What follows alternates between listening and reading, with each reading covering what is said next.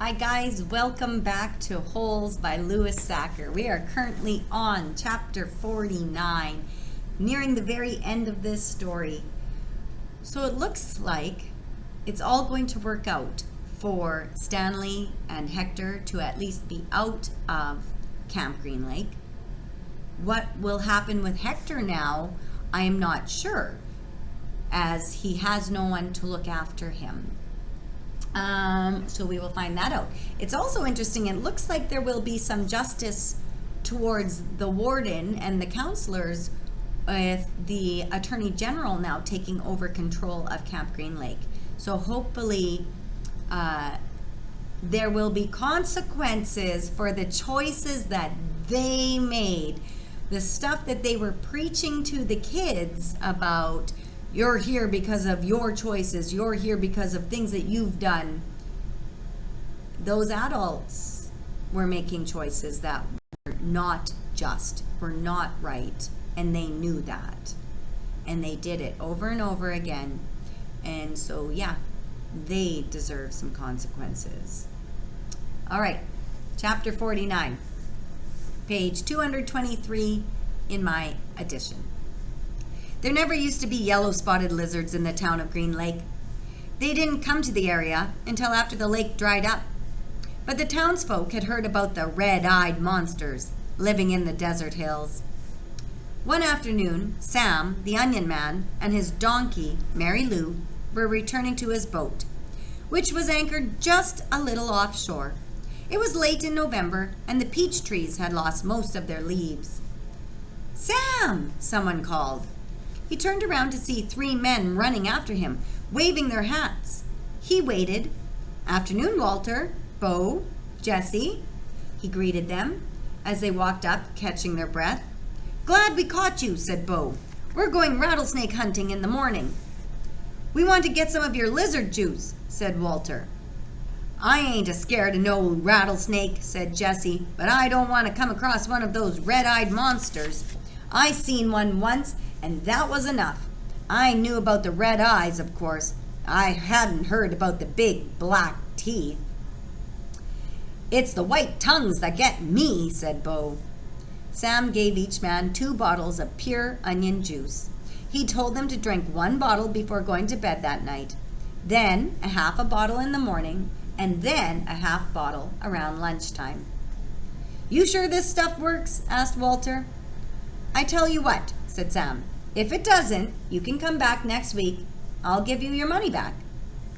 Walter looked around unsure as Bo and Jesse laughed. Then Sam laughed too. Even Mary Lou let out a rare hee-haw. "Just remember," Sam told the men before they left, "it's very important you drink a bottle tonight. You got to get it into your bloodstream. The lizards don't like onion blood."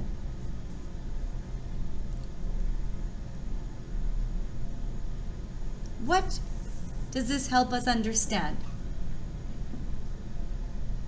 Right here, we've been told a story about why the lizards don't like onion blood. When Stanley and Hector went back to camp and they're digging around trying to find the treasure, they dug right into a lizard nest. And yet they did not get bit. Why? Because prior to that, they had been living on onions for days and days and days. That's all they had eaten. So that's why they didn't get bit. Oh. Stanley and Zero sat in the back seat of Miss Marengo's BMW. The suitcase lay between them. It was locked, and they decided they'd let Stanley's father try to open it in his workshop. "You don't know what's in it, do you?" she asked. "No," said Stanley. "I didn't think so." The air conditioning was on, but they drove with the windows open as well because, no offense, but you boys really smelled bad. Miss Marengo explained that she was a patent attorney. "I'm helping your father with a new product he's invented. He happened to mention your situation, so I did a little investigating. Clyde Livingston's sneakers were stolen sometime between 3:15. I found a young man, Derek Dunn, who said that at 3:20 you were in the bathroom fishing your notebook out of the toilet. 2 girls remembered seeing you come out of the boys' restroom carrying a wet notebook. Stanley felt his ears redden. Even after everything he'd been through, the memory still caused him to feel shame. "So you couldn't have stolen them," said Ms. Marengo. "He didn't." "I did," said Zero. "You did what?" asked Miss Marengo. "I stole the sneakers." The lawyer actually turned around while driving and looked at him. "I didn't hear that," she said, "and I advise you to make sure I don't hear it again." "What did my father invent?" Stanley asked. "Did he find a way to recycle sneakers?"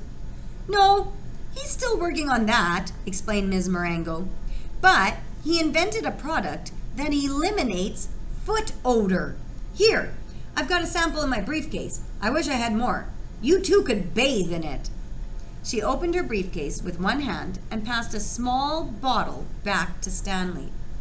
It had a fresh and somewhat spicy smell. He handed it to Zero.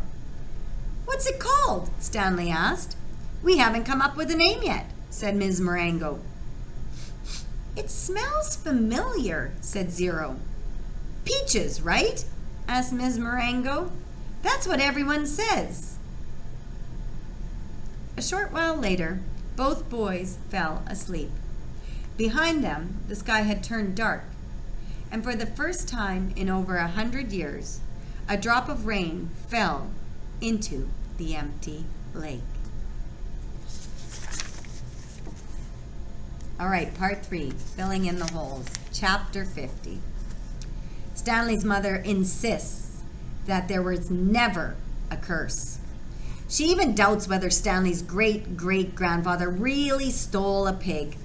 The reader might find it interesting, however, that Stanley's father invented his cure for foot odor the day after the great-great-grandson of Elia Yelnats carried the great-great-great-grandson of Madame Zeroni up the mountain. The Attorney General closed Camp Green Lake. Ms. Walker, who was in desperate need of money, had to sell the land which had been in her family for generations. It was bought by a national organization dedicated to the well-being of young girls. In a few years, Camp Green Lake will become a Girl Scouts camp. Mr. Sir always saying, "This isn't the Girl Scouts." This is pretty much the end of the story. The reader probably still has some questions, but unfortunately, from here on in, the answers tend to be long and tedious.